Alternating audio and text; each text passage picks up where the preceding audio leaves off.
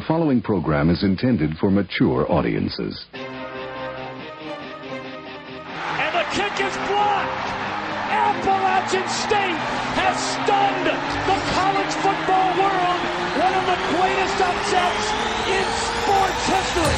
You're listening to Basically a Sports Show. Follow us on Twitter at Basically Sports. Subscribe to our podcast on iTunes. And check out every episode of the show at basicallysports.tumblr.com. Now here's your hosts, Zach, Greg, Mike. And you're listening to Basically a Sports Show. College football. Yes, sir. Well, I mean, technically, I guess we're going to be folding in the Basically a Football show into the regular shows. Yes. Is that what we're kind of describing? So, okay. Yeah, because you're going to be so busy covering sports and all that, and I'm going to be busy, so we thought, and it kind of takes away from Basically a Sports Show, and we take the football out of it. So, yes, Basically a Football Show has been usurped by the mighty Basically a Sports Show. Just like Walmart comes in and wipes out everything, that's what we're doing here. Is that kind of like how they turned ABC Sports into ESPN on ABC for a while there? Yeah. I don't know, but that's what we're going to go with. Okay. Yes, very similar. This is, an ESPN on ABC production. It's a football, There you go. football show on sports show production. College football, the season technically started already. You had Stanford play Rice down in Sydney, which was snooze fest. I didn't even know that was taking place. Yeah, it was last weekend. And okay. Rice still has a football team? Yeah. The Rice Owls. Oregon State played at Colorado State to open up Colorado State's new stadium. And I think that's all the major college games that happened last weekend. There might have been others, but none that mattered, of course. This is the first true weekend of college football. We got some big games coming up. You got your Alabama, Florida States, number 1 versus number 3. You got your Michigan, Floridas. You got a lot of things going on this weekend, so that'll be fun for everybody. But, in the past we've gone through conference by conference and team by team, and it could get a little tedious. So to kind of condense things and maybe make it a little bit more fun to actually talk about, we're just going to go through the majority of the top 25. Some of these teams I just don't give a damn about, so they don't get to talk about. Sorry, South Florida. Yeah, it's just truly, South Florida is one of the teams I'm looking at there. But hey, the local hubbub here in Tampa is that South Florida is going to go undefeated. Oh, they probably could. I'd have to see their schedule, but it's not out of the realm of possibility. You know what? I'm going to bring up their schedule. Actually, South Florida played a game. They were one of the teams that did play. Yes, they beat San Jose State. Yeah. 40. Oh, well, with strength of schedule like that, I mean, the sky's the limit. Well, they've got a pretty good program down there. They have no ranked teams on their schedule. Yeah. So, hey, why not? Sure. No I'm just saying that there's a lot of talk around. Like I even had a coworker telling me, it's like, hey, they could if they go undefeated and a few of the big dogs slip up and lose a game or two, who knows? Well, hey, I mean, look out for them this weekend.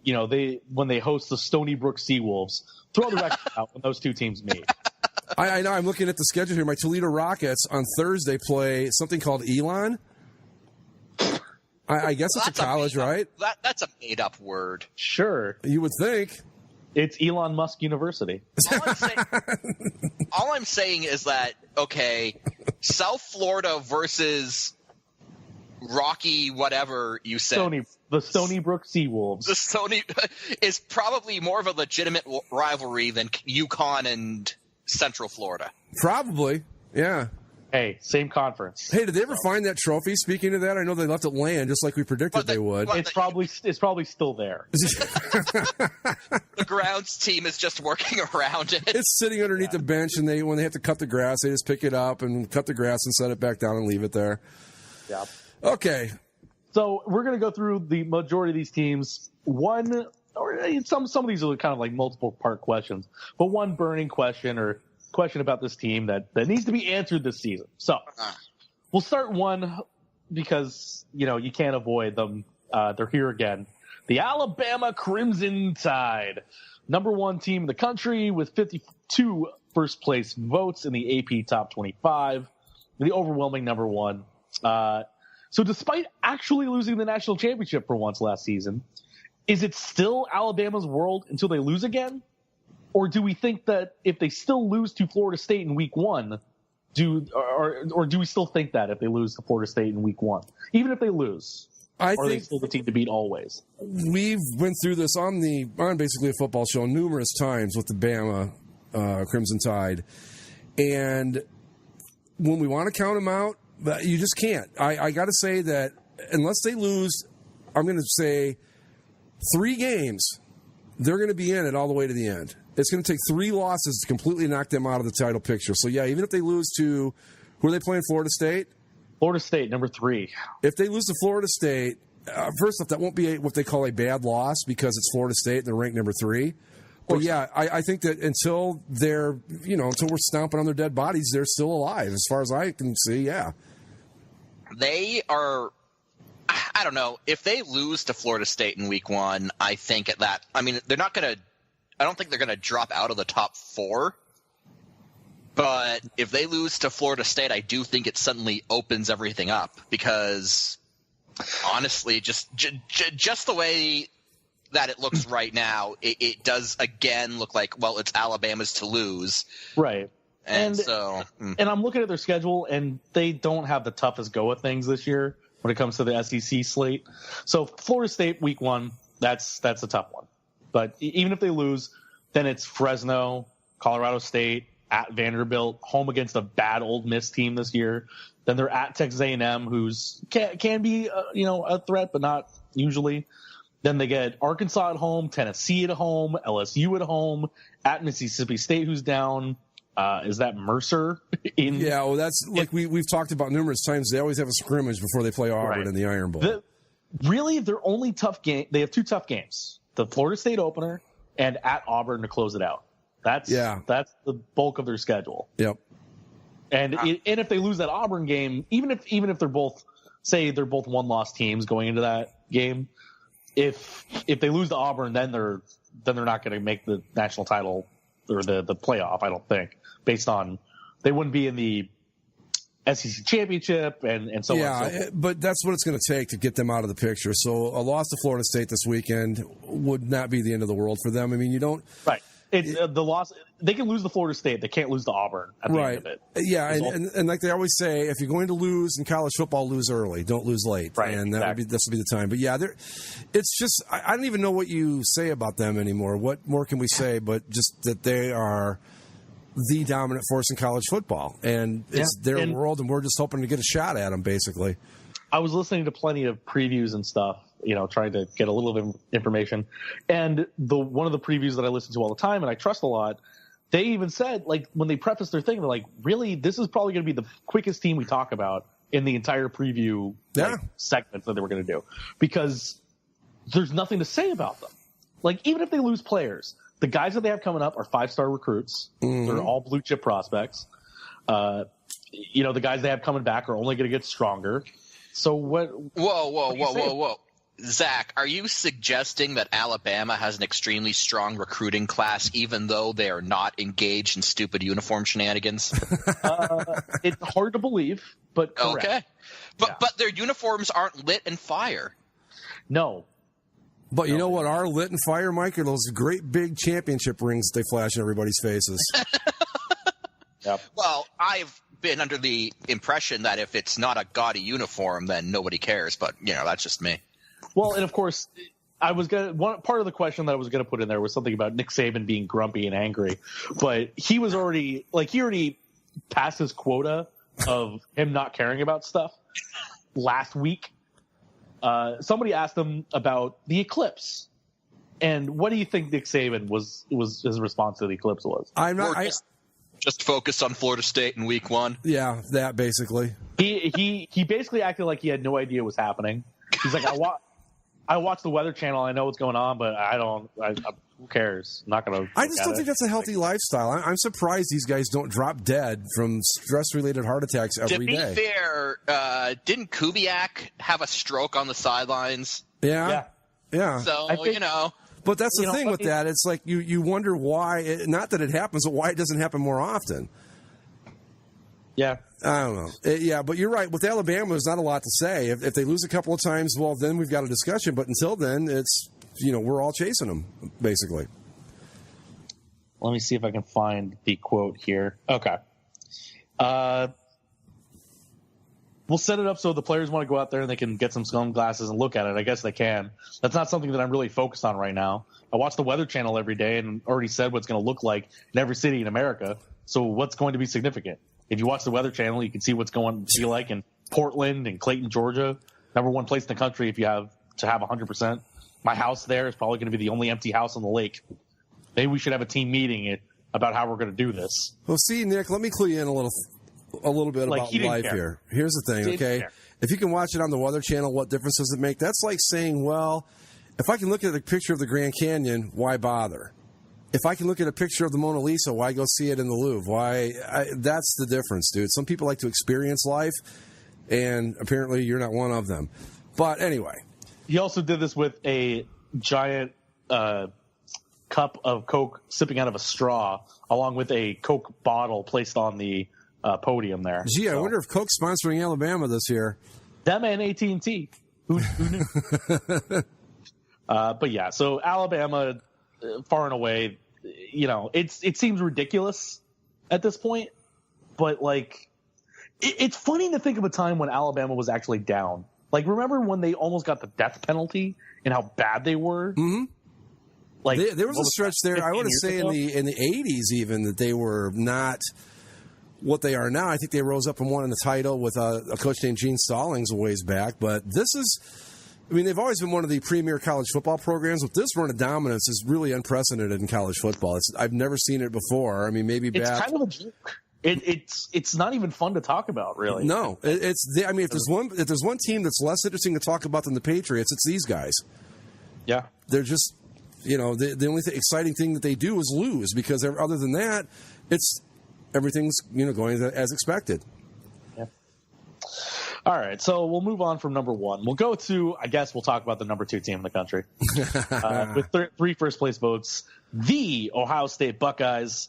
My question, though, does Ohio State make the playoff even when they finally lose to Michigan this season? Well, first off, let's not kid ourselves. We're not losing to Michigan this season. They're playing at the Big House. Michigan's ranked number 11. Yeah, that's all well and good. Here's the thing with the Michigan game, and Ohio State's had a really dominant run with that rivalry the past, 10 years or so. Yep. And every year I go into it and I go, okay, it'll be okay if we lose it this year, because this or that happened, and it'll be all right. But then when the game gets here, I'm like, well, no, let's push it back one more year. This year, I'm kind of like, they're ranked number 2. If everything goes well, they should be able to make a pretty strong case for a spot in the playoffs. Yeah. So now I've got to push back that loss to Michigan yet another year. So will they be a playoff team? They're both in the same division, right? Yeah. So it would take Michigan losing a couple times. It would have to be so that game didn't really matter as far as standings go for Ohio State to still be in the running.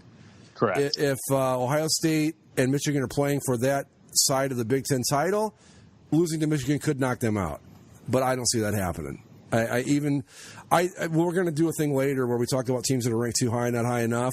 I've got a few things to say about Michigan when we get there. Well, I mean, don't forget, with the playoff last year, Penn State was the Big Ten champion and was not in the playoff. Yeah.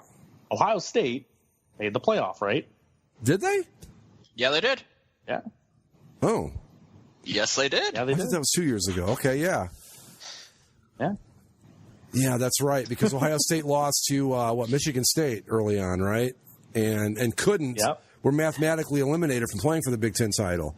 Yeah, it was like this really weird year where Penn State won the Big Ten, but everyone knew that both Michigan and Ohio State were better, so whoever ended up winning that game at the end of the year got the playoff spot. Right. And Ohio State lost to Clemson, right? Last year? Yeah, that's right. I remember now. Okay. Yep. I just want to ask, JT Barrett, starting quarterback again for the Buckeyes, right? I don't know. Is this, I think, his 7th or 8th season right now. Jesus.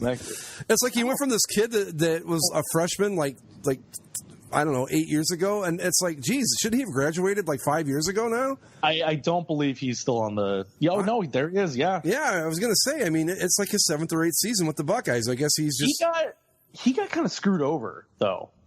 With the way the quarterbacks started coming out of there. Yeah. Because you had Cardale Jones, right, who came out of nowhere. Mike's Los Angeles Chargers now, by the way. Woo! Who was the other quarterback that got in his way and usurped him? Was it Terrell Pryor? No, not Terrell Pryor. Oh, geez. Oh, the white Braxton kid. Miller. Braxton Miller was the other one. Yeah, Braxton Miller. Yep. Right. Yeah. So he kind of got, and he got injured a couple times and redshirted and medical waivers, and somehow he's still. That's why he is 30. That's why he's 31 years old and still playing at Ohio State. Right. Ohio State is in a good spot too. Their schedule is pretty simple. They open with Indiana. Strange that they open with a Big Ten team right out of the gate. Yeah, I saw that. I thought that was odd too. They've got number 7 Oklahoma in week 2. That could be interesting. Yeah, but again, I mean, we were going to talk about if these teams are ranked too high or too low. Oklahoma again, it's number 7. That's where they always are going to start. But God knows they're probably not the 7th best team in the country. And then you get Army and UNLV and Rutgers and Maryland and Nebraska. Your only other tough game outside of Michigan is Penn State, and that's at home. It's at home, yep. You're at Iowa, home against Michigan State, home against Illinois, and then you're at Michigan. It's kind of a red carpet for the Buckeyes to get. Oh yeah, they've definitely got everything lined up for a run at the playoff as long as they don't screw up. Yeah, and that's going to be the question. But I like the fact that Barrett's back and he's experienced. That help. That's a whole big lot of help in college football to have an experienced quarterback. They've got good weapons. The defense is going to be tough, so they've just basically got to stay out of their own way and don't trip over themselves, and they should roll into that Michigan game undefeated. In theory. Florida State is your number 3 team for first place votes. Again, I think with Florida State, if they lose this opening game to Alabama, are they kind of out of it? I think so. Because first off, it's the ACC, but they do get Clemson and Florida and Louisville. Those are all ranked teams on their schedule. Miami is on the schedule as well. Actually, a pretty rough schedule for the Seminoles. That's what I don't see them, and I could be wrong, but I just think that this might be a year where, a down year for them. They might lose 3 games this year. I don't think they're quite as dominant as the rankings would have you believe. I'm not saying they're not good. They're good, but I don't know that I'd have them this high. They're a team that's going to get beat around. Because the other problem is not only do they have the ACC schedule to worry about, and if they get it through, in a good position and possibly go to the ACC title game, they still have to play at Florida the week before that, which would hurt their playoff chances at the end of it. Yeah. DeAndre Francois is the quarterback there for the Seminoles. No crab legs in his pass. Well, that's good. Good to know. Mike, I'm sure Florida State is talked about all up and down that little thing that sticks out of our country that we call Florida. Yeah.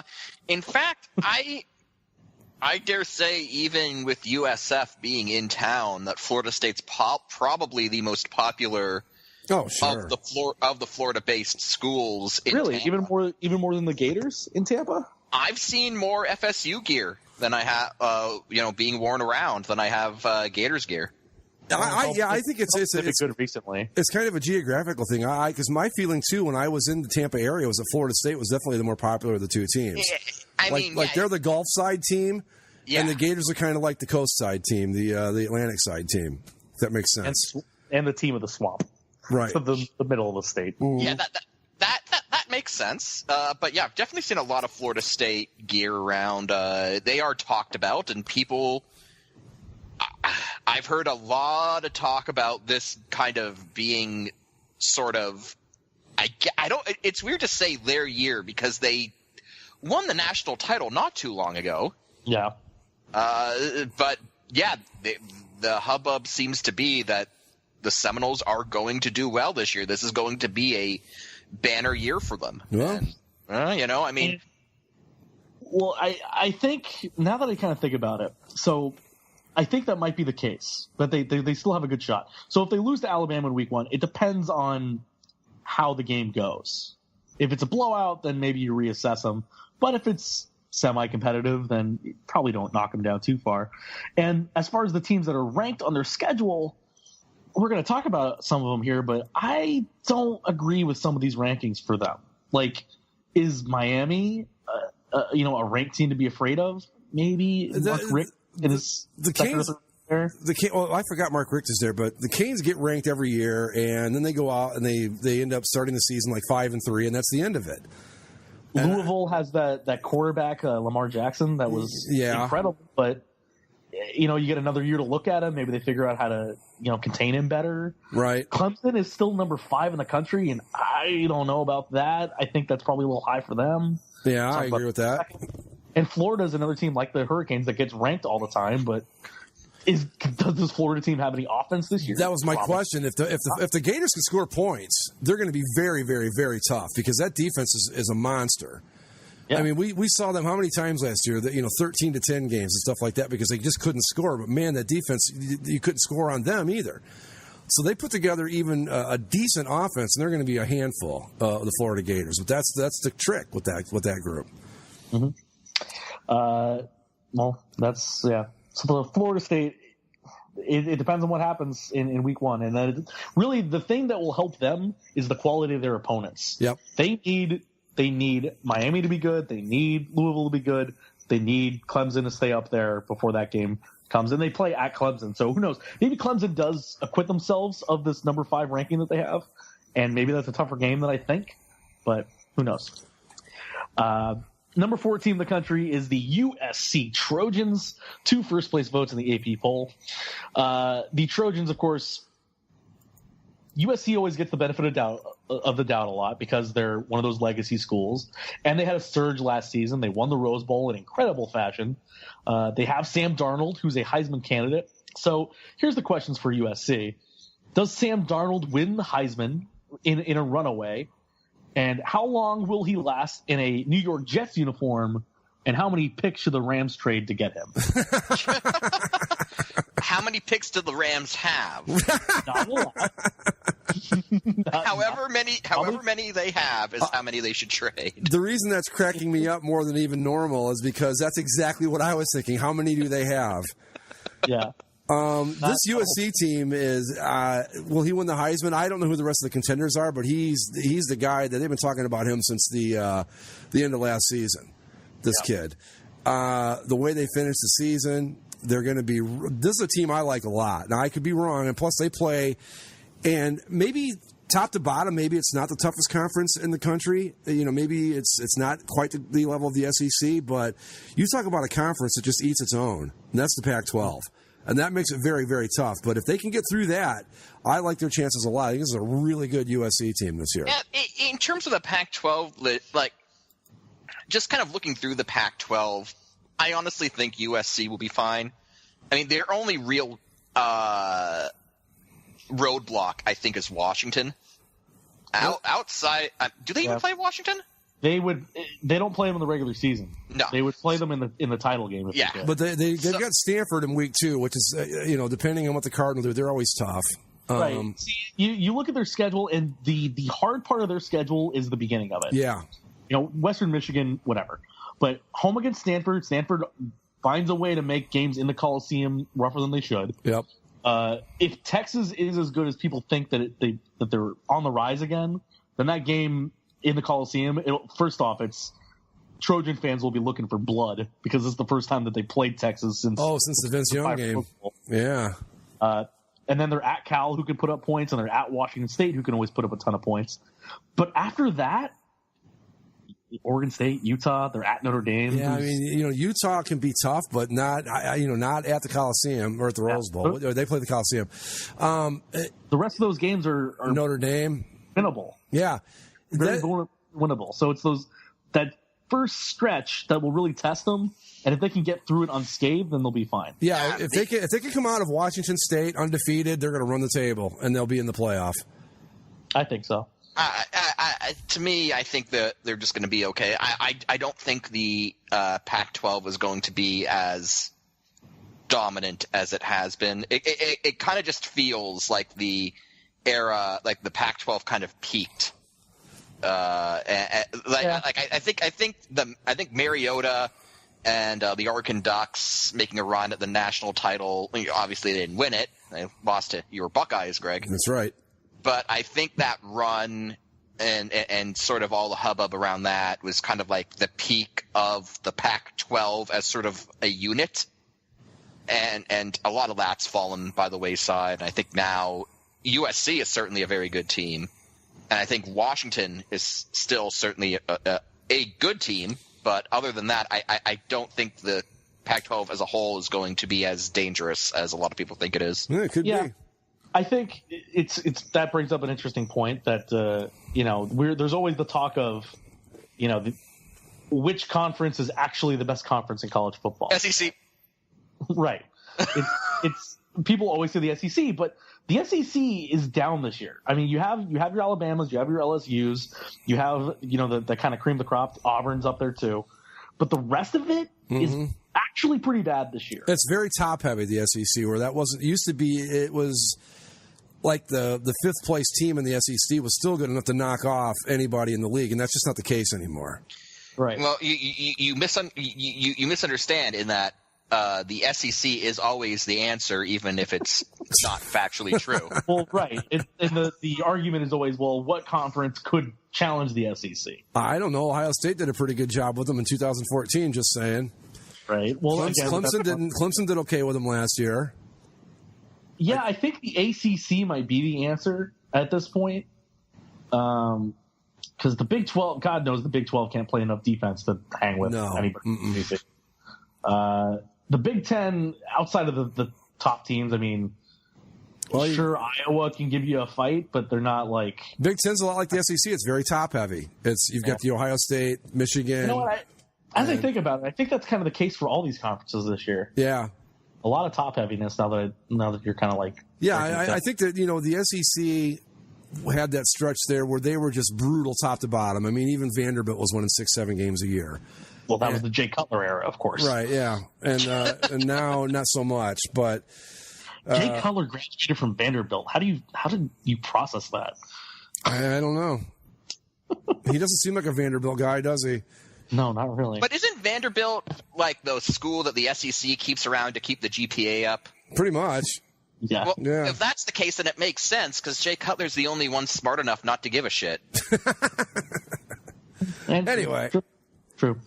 But yeah, I think so. USC closes at the top 4. So when it comes to if the playoff were to start today, sort of things, your playoff would be Alabama versus USC and Ohio State versus Florida State. That's a hell of a playoff. If you could get that in real life, that would be something.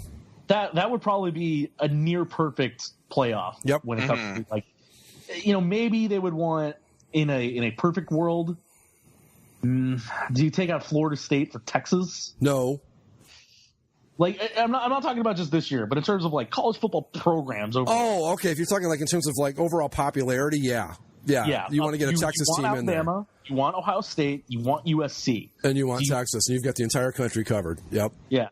Because I guess Alabama covers Florida too, so you don't need Florida State in there. But that, like you said, but as it stands right now, it's pretty perfect in terms of covering the country and covering the big fan bases and the TV watching and all that sort of stuff. That gets just about everything. Yep. And it would probably be Alabama out of that, right? I don't know. I like my Ohio State Buckeyes. Yeah, JT Barrett in his 8 years of service. You can't put a price tag on 8 years of college football experience. Come on. It's not wrong. And I hear he's only 3 years away from a degree. Do you remember there was a Syracuse basketball player, like a white kid, and I swear to God, he was there for like 9 years. How do you pull it off? Do you just keep flunking one class? He was only there for the maximum 5, with a red shirt or something. But it just seemed like he was there forever. Uh-huh. And you can't get rid of some of these kids. But yeah, JT Barry is one of them. I really can't believe that he was still on the team. I was surprised too. I saw that and I thought, geez, he's still here. But that's good. I'll be happy with that. He's a good quarterback. He might be in the Heisman running too, depending on the start he gets off to. So we'll get away from them, and we'll keep moving down the list here. Number 5 is the Clemson Tigers. So Clemson finally won. Yeah. They won the whole damn thing. They won a national title. First time since 1981. Congratulations to Clemson. You won. It's great. So here's the real question for Clemson. In which of their first 5 games will they return to form? Will they lose to Kent State, Auburn, at Louisville, versus Boston College, or at Virginia Tech? Who do they lose to? I'm gonna be a fanboy and say Auburn. I'm gonna go one game later and say that BC trips them up. Really? Yeah. I think. But this season, I don't know, and maybe, again, I'm just basing this on pure gut feeling, but this season has Clemsoning written all over it. Like, they could Clemson 2 or 3 times in this schedule. Because, first off, you're coming off a national championship. Yeah. You've lost your quarterback. He's playing with the Houston Texans now. And you've got some games in here that aren't going to actually be walks in the park. Down. Huh? Arguably a step down for him. Yeah. Exactly. You got Auburn is going to be very tough. Louisville's not going to be a walk in the park. Virginia Tech's always tough. I can see them. I don't know. I think that if you're talking about teams that are ranked a little too highly, I think our defending national champions might be one of those teams looking at the schedule.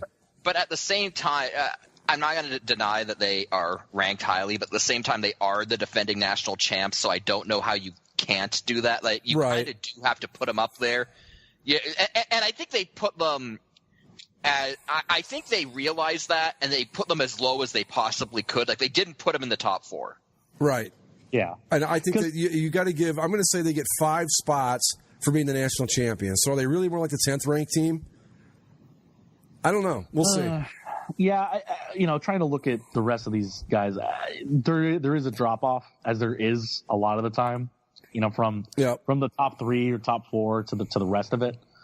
And I see that with Clemson. I think Clemson's probably too high. I think Penn State's too high. Oklahoma will regress, as they always do. Yeah. Well, what Oklahoma will do is what they always do. They'll come out, lose early, and fall out, and then they'll catch fire towards the end because they'll be playing all those weak-ass Big 12 teams and get this false sense of how good they are back into the playoff mix again, and they're not worthy of it. Yeah. I think, Clemson – get the benefit of the doubt. I think they're a team that you need to see what they have to really make a good assessment of them. Because, when you lose your national championship quarterback, it's a big deal. Yes, it is. And they're not going to prove that against Kent State this weekend. Sorry, Flashes.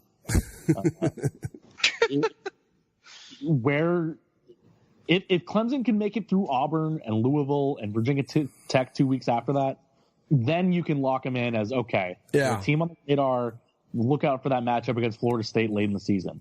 But I could see them tripping up once, even twice, in that first 5 weeks. Well, I mean, if you look at the schedule, the first 1, 2, 3, 4, 5 weeks, they've got 3 ranked teams in there. 3 ranked teams. You're at Virginia Tech. Auburn's certainly good enough to beat you in Clemson, I think. At Louisville, that's going to be a tough one with Lamar Jackson. So, yeah, I mean, they you're right. They come out of this undefeated, and they're in the hunt for sure. Because then the only thing that stops them is a real Clemsoning or losing to Florida State, But other than that, yeah. So, like a lot of these teams, as I just said, it's about overranking. So Clemson might be a little bit higher, but they can prove themselves. Penn State, look. I'm not seeing it. They had that surge at the end of the season. They ended up winning the Big Ten, and they played a part in a very entertaining Rose Bowl, but ultimately lost it. I have to think that this ranking is just a carryover from that. I don't see them being the number 6 team in the country again. But they've got that lit helmet number now. Yeah. For the one game that they'll wear a helmet number. They'll be so slow with the helmet number. Yeah, it'll slow them down by 8%, which is good because that'll keep them from crashing into each other going too fast at 21% faster with the lighter jersey, so it's a safety thing. Penn State, here's the thing for Penn State, too. Their schedule isn't the most difficult. The problem is they have Michigan, Ohio State in back-to-back weeks. Yeah, that's tough. home against Michigan, they're at Ohio State, and they're at Michigan State the week after that. Yeah, I mean, that's sure, pretty... you finish up with Rutgers, Nebraska, Maryland, but it won't matter if you can't get through those 3 weeks. Yeah. I keep forgetting that Rutgers, Nebraska, and Maryland are actually in the Big Ten. Yeah, so do we, so don't feel bad. And then, yeah. I think with Penn State, they rode a win against Ohio State into the Big Ten championship game. And then lucky win. One of the luckiest wins you can ever think of. Right, and then they rode that Rose Bowl performance with name recognition and the writers. And I could be wrong about this, but I think they're overcompensating a little bit for the Sandusky thing. Like, okay, now we can't make it look like we're against them, and I think that's where they are at 6. I don't think they're going to be a bad team, but number 6, absolutely not. No way. No, they'll settle into the teams ultimately, but 6 is not. It's not. No. It's just not them. It's not what they are. I mean, we can say the same about Oklahoma. Now, Oklahoma gets the benefit of the doubt of being maybe. I mean, it's either them or Oklahoma State, but one of the best of the Big 12, whatever the Big 12 can give you this season. The question for Oklahoma that I have is the only way that they make the playoff being undefeated? That's the only way they can get through, right? Yeah, because they don't have a conference championship game, right? I thought the Big 12 finally got one. Like this was the year that they finally get to use the waiver and get one. You know, being undefeated, it depends. If everybody else loses, then no, they could get in there with a loss. But it's going to take, I think, a little more for them to slide past. Like, say if Oklahoma's undefeated and Alabama's got one loss, we all know Alabama's going to get the bid, right? Oh, of course. Yeah. So it's Oklahoma gets they get Ohio State early, so that's a early loss that'll hurt them. But they have the ranked teams on their schedule right now are Texas, Kansas State, Oklahoma State, and then West Virginia at the end of the season. They can go a long way towards making their case. If they can beat the Buckeyes in Columbus, that goes a long way towards making their case for them. Of course. They will not, though. I'm not going to comment on that because I just won't. I can't jinx anything, so I have no feelings on that game one way or the other. I mean, I want the Buckeyes to win, but I will not predict it. It's just Oklahoma is one of those teams that they can have the offense. They might have the offense again, but just like all these Big 12 teams, defense is not at a premium, and if they do end up being the best of those teams and they win out and they get to the playoff, they're going to get their ass kicked again. Yeah, and I think the thing with Oklahoma is that you've always got teams every year, and we see it, I think, again this year. They get ranked pretty much in the same spot every year. Oklahoma's one of those teams. I don't think they're this good. They've, they could drop a long way if they lose to Ohio State. You could see them drop down into the low teens, I think, or you know what I mean. And it could just keep going from there. That schedule. Again, by the time we get to Texas, will Texas still be 23? Will they be higher than that? Will they be lower than that? We don't know. It's just they're a mirage. I don't see them being this good. I don't think they're worthy of a number 7 ranking. Absolutely not. Yes. The other thing to take note, of course, with Oklahoma is they have a great quarterback or a good quarterback in Baker Mayfield, but this is also their first season in 18 years without Bob Stoops, who retired midway through the offseason. Their new head coach is a younger coach, Lincoln Riley.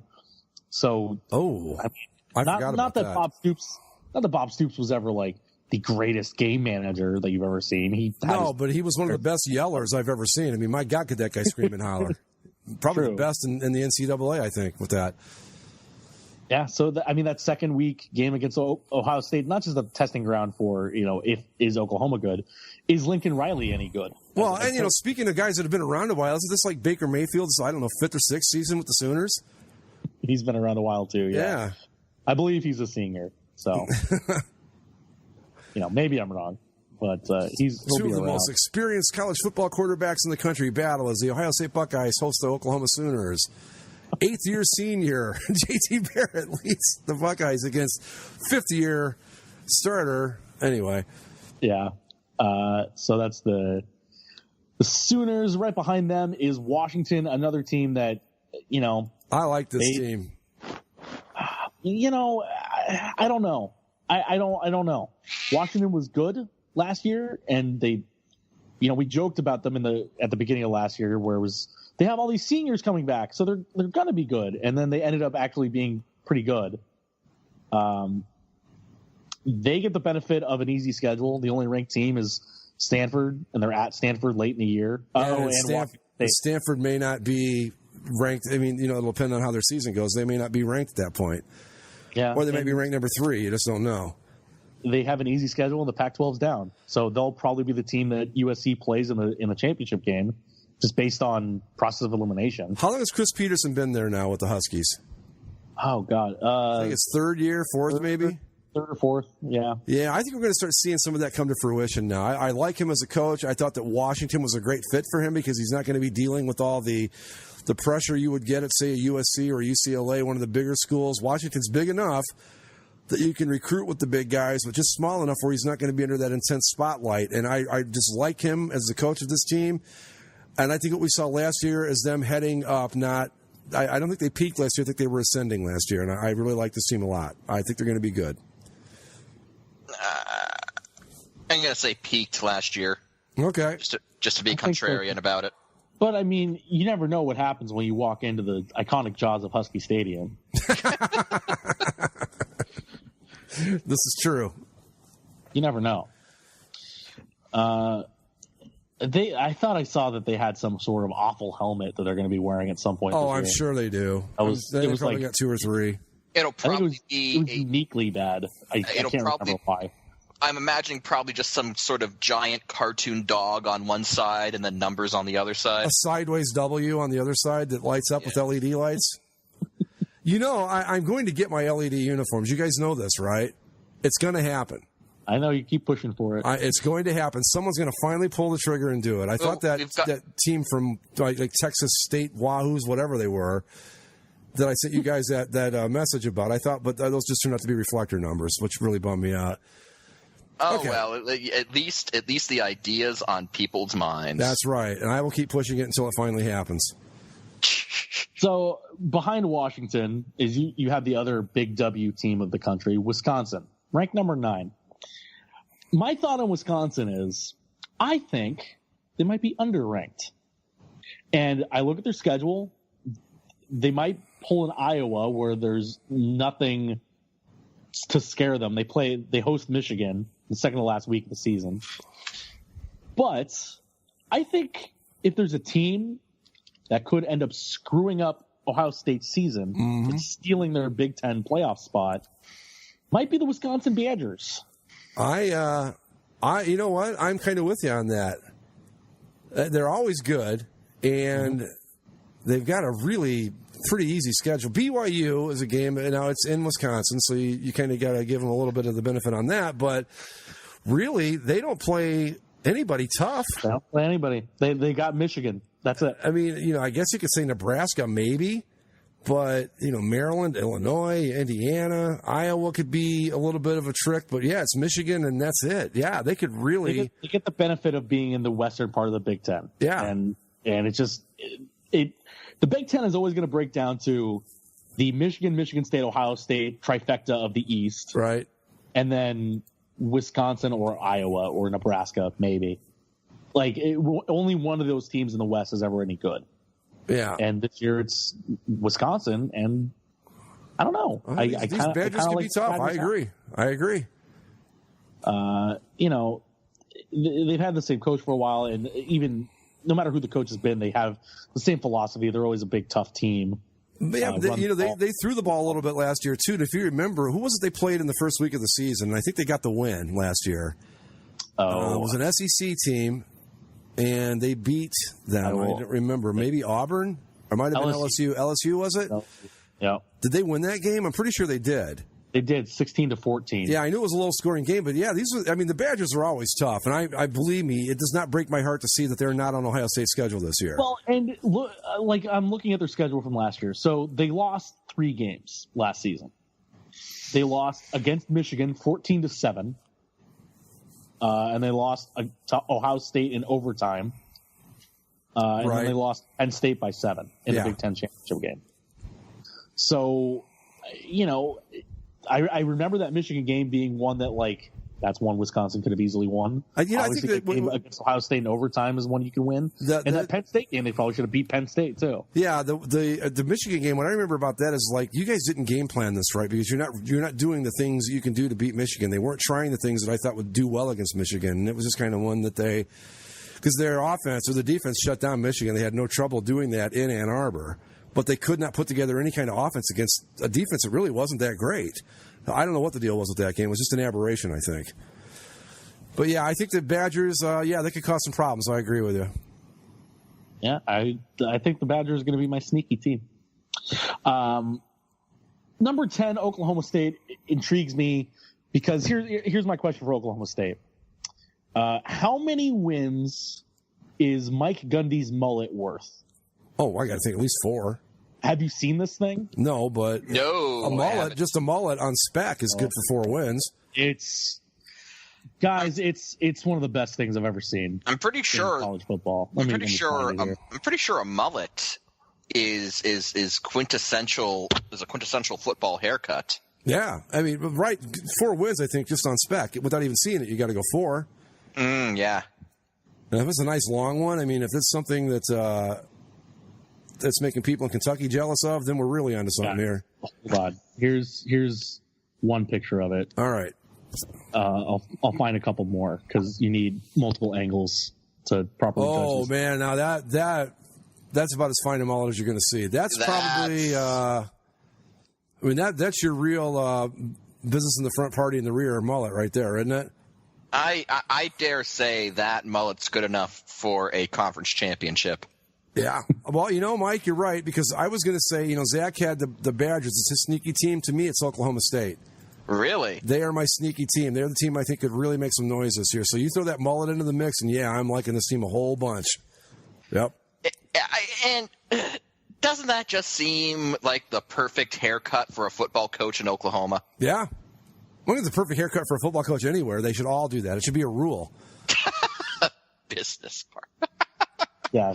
The Nice. diagram breaks down what part is business and what part is party. But yeah, I seriously, I like Oklahoma State a lot this year. I think they're going to be the team to beat in the Big 12. I think they're better than Oklahoma, and their schedule, looking at it, again, pretty easy.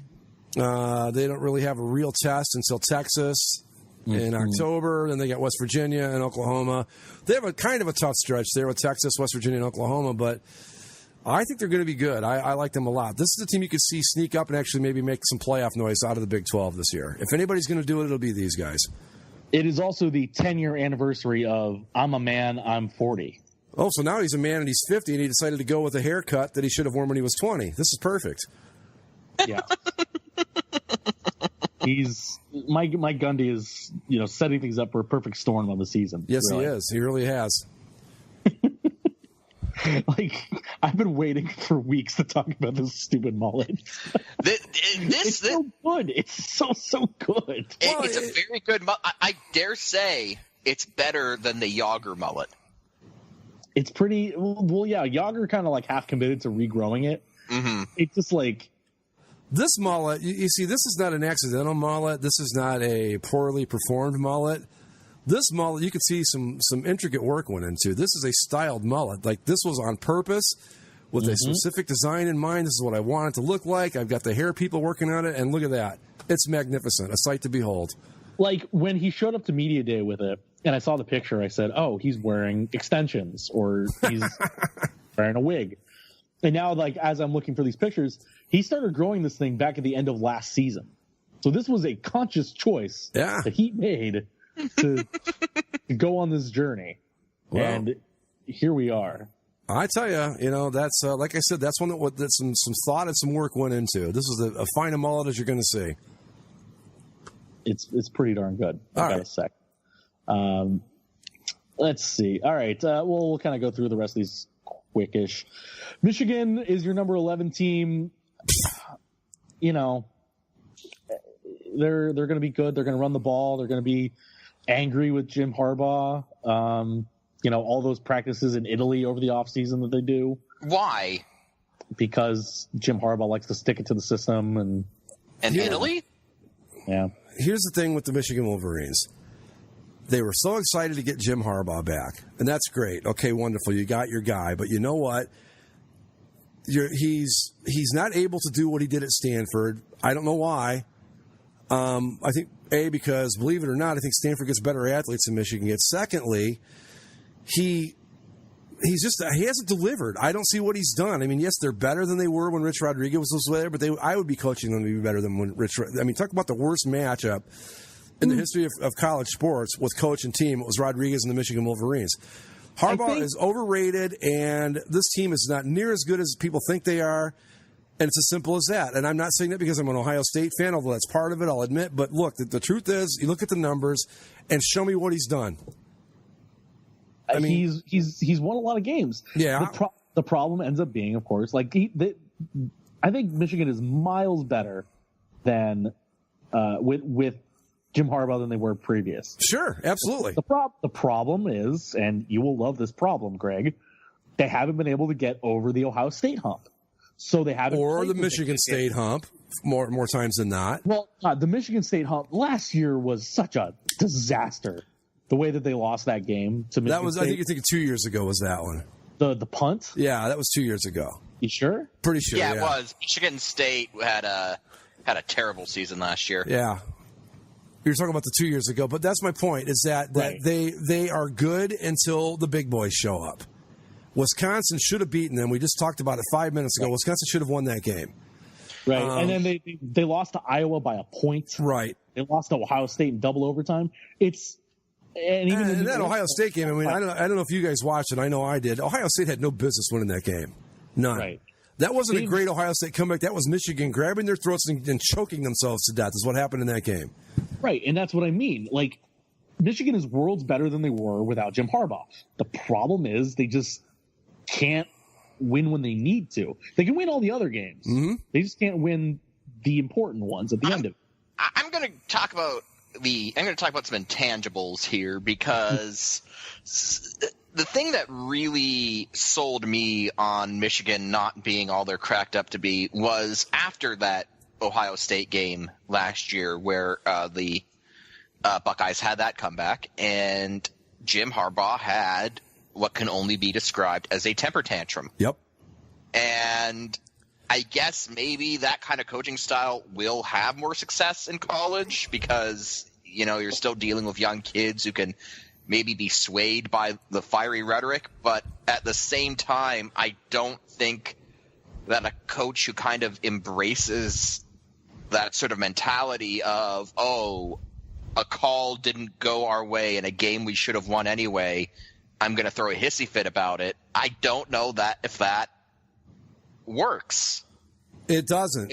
I don't think it's going to work in instilling sort of a long-term sort of culture of success. And I think, Zach, you're absolutely right. They're better off with Jim Harbaugh than without him, but I don't think he's going to be able to accomplish much in the long term, just kind of based on how he's conducted himself. Yeah, because Oh, go ahead.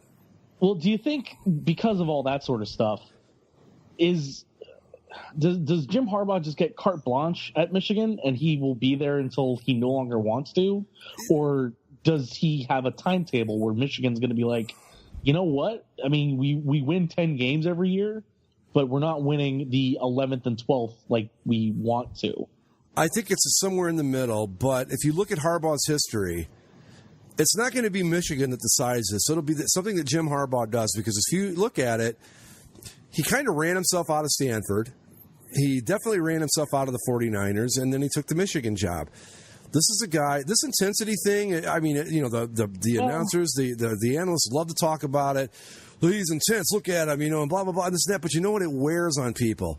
It wears on your players. It wears on your administration. It wears on everybody. And that's the thing. His act, you've got to catch that lightning in a bottle in the first 3 years, because if you don't, you're never going to get it, because by then he has worn everybody down so much, and they are so tired of him and his act that it just falls apart. And the Wolverines... But that's why it always works so much better in college. That's but in Michigan than it did with the 49ers. Sure, but it still only works for just a little while in college too. I mean, you want to talk, Nick Saban, he's a dour, never happy about anything guy, but you never see him just explode and lose his freaking mind on the sidelines. It just doesn't. I did. One of my favorite moments from last season was him yelling at Lane Kiffin on the sideline. That was great. But you know what I mean, though. But he's not like kicking his clipboard onto the field and all that stuff. It's it's a different kind of thing. Urban Meyer, I'm sure the different style. Harbaugh is just that intensity. It's just like you can only operate at that pitch for so long until it just wears you out. And I think that's what happens with the Wolverines, even during the season. It's just so intense, so much all the time. He doesn't know how to put the foot on the brakes a little bit and back off a little bit, and that's what's ruined him at Stanford and at San Francisco, and it'll happen again here. He will, he has carte blanche for now, yeah, but believe me, his act will start getting tired with them, and they'll move on because he will leave them no choice. I think given the amount of money they're paying him means that he does have a timetable of some sort. Nick Saban makes ungodly amounts of money, but he's won a national title or two, or five, yeah. So, they're content to keep paying him that. But Jim Harbaugh, I do think, does he make more than Saban? Is he the highest paid coach in college football? I don't think so. He's up there. He's got to be up there, though. He's up there, that's for sure. Yeah. And I can't see the University of Michigan paying him that much money in perpetuity to get close but not win. And maybe the fact that he's Jim Harbaugh and the fact that he has actually improved the team to a degree gets him a longer leash, and it might take a bit longer than it would otherwise for the university to start questioning how much money they're paying him. But I've got to think that within 5 years of this, if they haven't won a national title, he's going to start – he's going to be on the hot seat. Has he beaten Ohio State yet since he's been back? No. I don't believe so. No. And, ask John Cooper. John Cooper was a great football coach 11 games out of the year for the Buckeyes. He couldn't beat Michigan. And I think he went 1-11-1 against the Wolverines in his time at Ohio State. And finally it was like enough's enough, because first off, if you're always going to lose one game a year, it makes it very tough to win a national championship. So that makes it tough, and it makes it tough to go to the Rose Bowl under the old system and all that. But with Harbaugh, I think he's a guy, he's better suited for a program like Stanford where the expectations aren't quite as high. But they have dropped him in the middle of this pressure cooker that is Michigan football. They aren't going to lower their academic standards like some people suggest they should to get, athletes that might be great athletes but not such great students. So that's not going to happen. And thirdly, I just don't think his act plays well enough, long enough to have any long-term sustained success. And that's going to be what does it for him, and that's what does him in the end. He might get an Ohio State win here somewhere or there, but I mean, and at the end of the day, anybody involved with either one of these two teams, if you say who would you rather have, Harbaugh or Meyer, I think everybody's going to pick Meyer because he's just shown he can do it, and Harbaugh is just I don't know. It's like I said, it's just that pitch, it's that intensity, it's that just constant drive that gets to be too much. The last time Michigan beat Ohio State was 2011. Okay. The Brady Hoke Michigan Wolverines. I remember that. Good for Brady Hoke. I always liked him. Thought he got a raw deal. And Michigan, the other thing that Michigan has going against them this year is just the schedule's tough. I think you're going to learn a lot about Michigan in week 1 when they play Florida. Because that's a team that's kind of similar to Michigan, and they grind it out defense first sort of thing. But you'll learn if their offense is going to be good enough. And then their other ranked games this year, they're at Penn State, they're at Wisconsin, and then they're home against Ohio State. But location doesn't necessarily matter in that game a whole lot. It used to, but yeah. I think the last 2 times we've played them up there, we just beat the daylights out of them. I mean, it wasn't even really a contest. Yep. And I just saw that he's not even sure who his starting quarterback is going into the first week of the season. That's never a good sign either. I don't think they were last year either. Yeah, but I just think that for what they want to be, I don't think they're ever going to get back to that because it's just, they've never really been that. To be completely honest about it, they've never been what you would consider a truly upper echelon football program. They don't have a big string of national championships behind them. They've got a couple. I'm not going to go off on a whole Michigan rant. I'll save that for a different show. No. But the point is I think that they're a little overrated, and I think that he's a guy that his act will run out quickly up there. Michigan is Ohio State's UCLA in the same way that it is the USC. Right. UCLA can get up there sometimes, but it doesn't matter. Like they're always the also ran to their big brother rival. But let's go through the rest of these pretty quick. I don't have too much to say about the rest of it. It's just any of these teams probably past 13, maybe 14, are kind of irrelevant, and they'll be jumbled up 100 times over. By the time we get to I just of the three, like going past Auburn here. I like Auburn. I think Auburn could be good this year. Yeah, I've heard a lot about Auburn and LSU. And LSU gets a full year with Ed Orgeron at coach now. Their quarterback situation is a little bit better, and I think their schedule is actually not bad. I heard someone talking about it. They're at Alabama, and that's the tough one. Yeah. Right? Actually, they do have a pretty hard stretch. At Florida, home against Auburn, at Alabama, and they're at Tennessee late in the year. They've got a tough schedule, but, I think that they're a team that can get through some of that. I think they're a team that, like in 5 weeks, you're going to be looking at them up there where, say, Penn State and Clemson are. And, maybe they don't stay there. But, yeah, I like LSU. I love seeing the Auburn Tigers back in the mix because I think of the SEC, they're my favorite SEC team. Probably them or LSU. Woo! And so it's always good. I think the Iron Bowl to me is the best rivalry in college football, even better than Ohio State, Michigan. That is that's a freaking blood-packed. We hate each other, and it's beautiful. I love it. So it's good when Auburn's good. Makes that game more interesting. I totally agree. Always a game that you have to like. If you had to pick a college football game to watch, that's probably it. Yeah, definitely. Like even when one team's bad and the other one's good, it's still the intensity is always there. When they're both good, though, I mean, it's just college football doesn't get any better than that, as far as I'm concerned. That's just as good as it gets. Those couple of years when Cam Newton was there, and they were 1-2 or 2-3 or whatever, going against each other. That was special stuff. Yep. The kick six. In what rivalry does someone poison a tree because they lost? Right.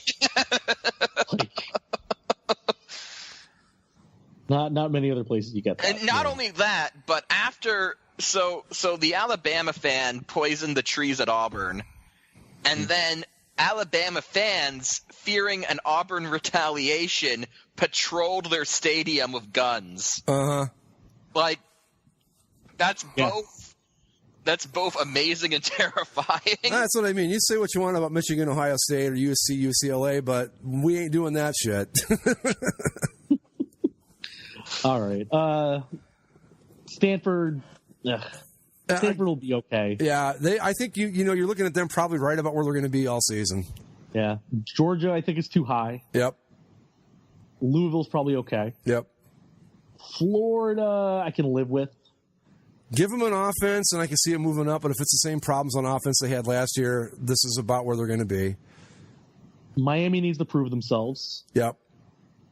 South Florida, sure, whatever. They're going to be one of the small. They are in the running for what's that bowl called? The outside Papa John's. No, the big bowl bid that goes to one of the other conferences. I can't remember the. The Group of Five. The Group of Five, yeah, they're going to be in the running for that if everything goes right. Right, they're the highest ranked non-top school right now, and because they're in that American Athletic Conference, so they take the Western Michigan or Houston spot from last year. Kansas State, I'm surprised to see up there. They'll be fine until they play Oklahoma and Oklahoma State and probably Texas. So they'll be good, but they'll be 9-3 if that's the best they can hope for. Virginia Tech back up in the rankings as well. West Virginia, that's a school that lost its way. I mean, they were relevant for those couple years. Yeah. But they're they're a perfect fit for the Big 12 in that you got to outscore everybody at play. Yeah. I don't know how anybody enjoys watching Big 12 football. I really don't. I mean, it's not fun to me because there is no defense at all. Yeah. I like seeing Texas back in the rankings. As much as I kind of despise the University of Texas, whether it's because my mom went to A&M or because I grew up rooting for USC and that Vince Young game crushed me. Yeah. They're good for college football. It's nice that Oklahoma's still winning the Big 12, but the Big 12 is better when it's Texas and Oklahoma. Right. Texas is one of those schools that they raise all the other boats around them when they're good because that's Texas. I mean, they're a huge campus, huge student body, and traditional powerhouse. And football is better with them than it is without them being good. Washington State. I'm actually pleasantly surprised to see Washington State ranked in the last couple of years. Yeah. Mike Leach went up there, and it took a while, but his philosophy finally caught on. And it's much like his Texas Tech teams where they score a shit ton of points. Yep. And going to the Palouse and Wazoo is a weird place to play. And they can sometimes make a run for it. Maybe they'll surprise somebody here. But they're a fun group. I always like them just because I dig their logo. Yeah. And finally, my second favorite team in all of college football, the Tennessee Volunteers. Why? I don't know, man. I think it's that checkerboard. When I was a kid, I loved the checkerboard end zone and the orange and white. I don't know. I've always loved the Vols. I don't know why. So I hope they are actually good this year. Tennessee is the team that perpetually disappoints. Yep. They're the UCLA of the SEC. No, completely. They're supposed to be good and they never are. Uh-huh. And there's no reason why they shouldn't. And then they had Peyton Manning for, that poor bastard goes out and loses to Florida every single year. The following year, a guy named T. Martin leads the Vols to their only national championship, or modern national championship.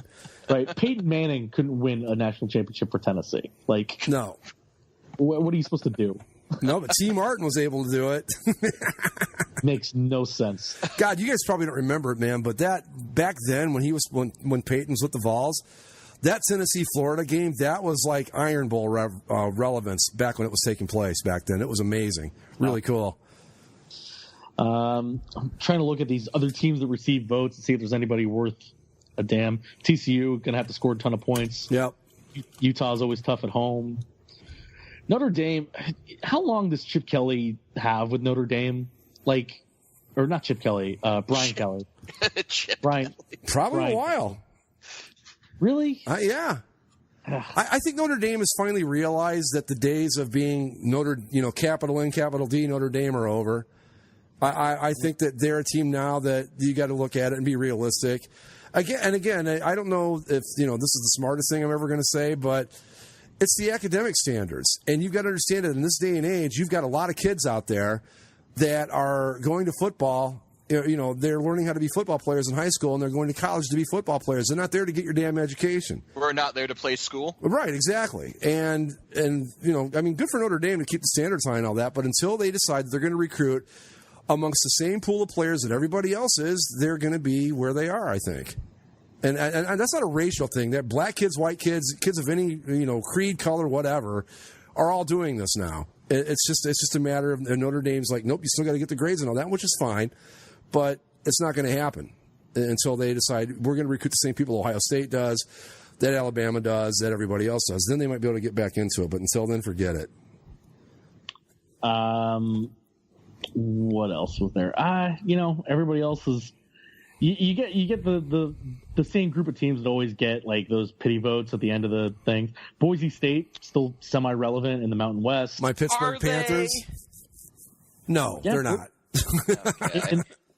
In the Mountain West they are. Oh, sure, yeah. Yeah, I mean the Mountain West is going to be Boise State and San Diego State to fight over. NC State, Northwestern, Pittsburgh.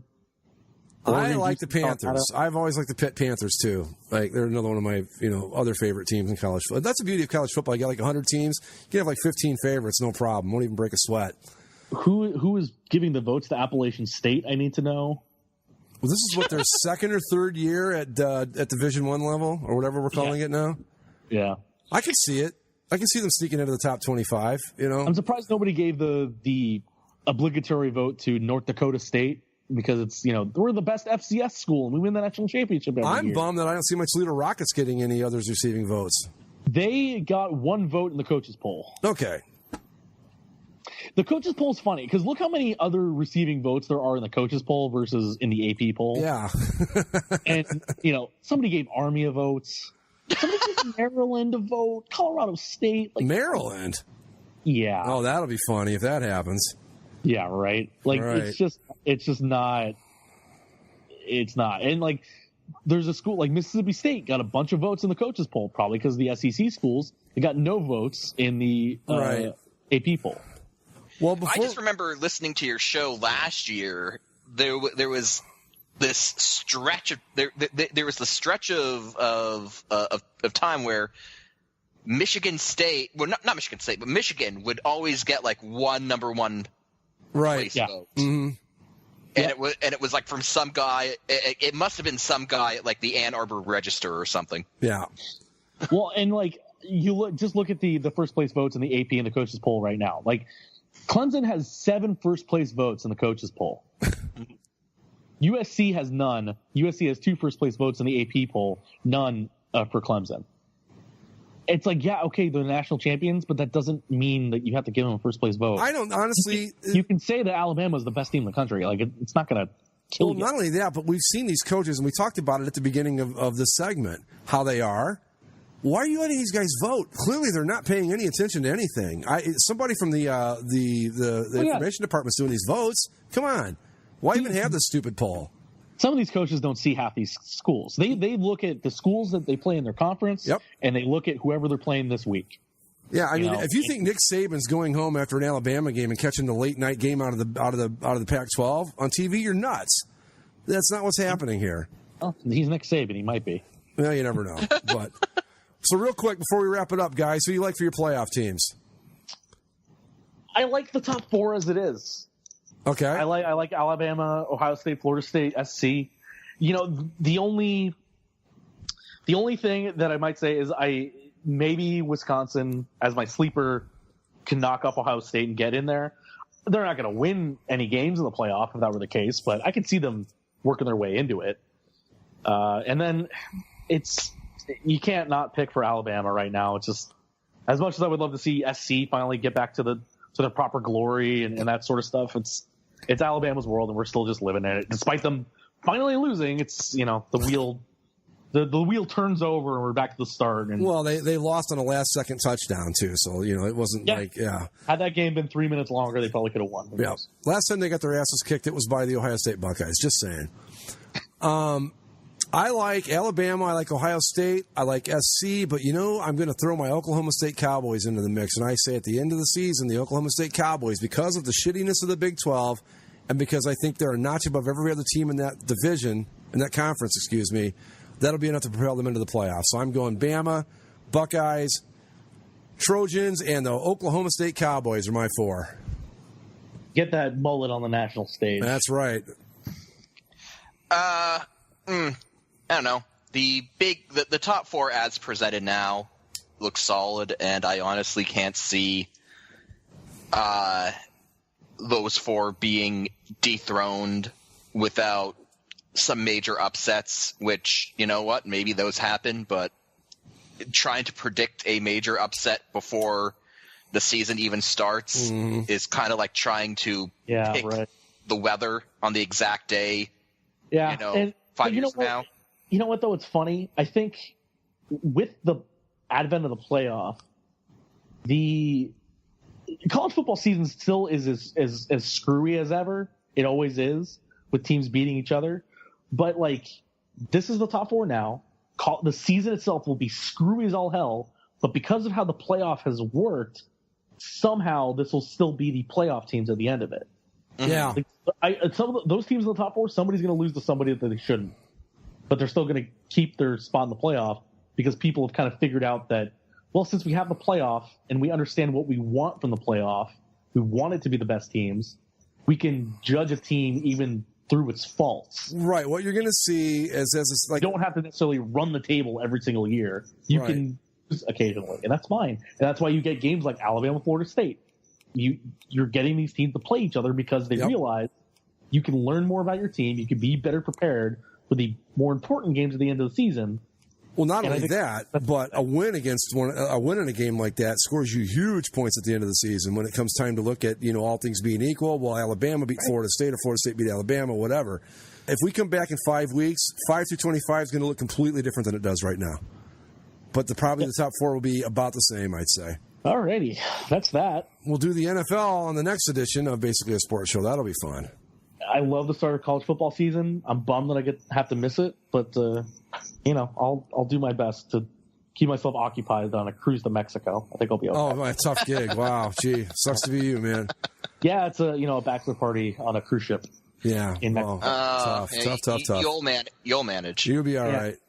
Okay, so is that it? We did? We ready to? That's it. Pack it in? Okay, well, there you go. There is our college football preview. We will do the NFL next week here on Basically a Sports Show. Until then, you can follow us on Twitter at Basically Sports, subscribe via iTunes, Stitcher, Spreaker, and YouTube, and find us on Facebook. Go Rockets. Go Bucks. We'll see you next time. War Eagle. Go Sun Devils. Fork 'em.